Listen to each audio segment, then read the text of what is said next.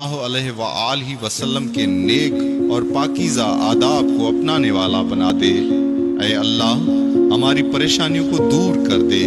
ऐ अल्लाह जो बीमार हैं उन्हें शिफाए कामला अता फरमा। ऐ अल्लाह जो कर्ज के बोझ तले दबे हुए हैं उनका कर्ज जल्द से जल्द अदा करवा दे। ऐ रब्बुल इज़्ज़त शैतान से हमारी हिफाजत फरमा। ऐ अल्लाह इस्लाम के दुश्मनों को हिदायत अता फरमा। ऐ अल्लाह हलाल रिज़्क कमाने की तौफीक अता फरमा। ऐ परवरदिगारे आलम हमें तुझसे मांगना नहीं आता लेकिन तुझे देना आता है। तू हर चीज पर कादिर है।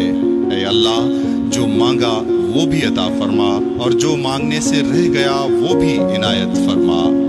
हमारी दुआएं अपने रहमो करम से कबूल फरमा और जिसने ये दुआ भेजी है और जो सुन रहा है उसकी सारी परेशानियों, तकलीफों और बीमारियों को दूर फरमा और सेहत तंदुरुस्ती अता फरमा।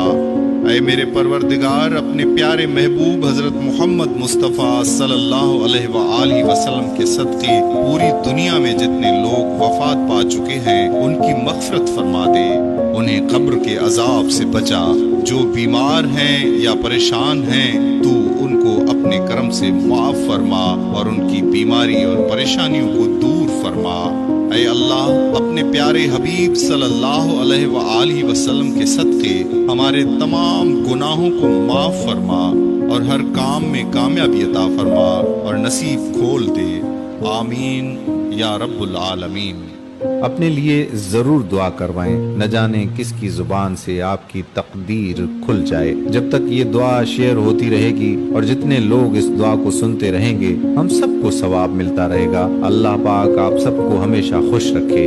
आमीन सुम्मा आमीन।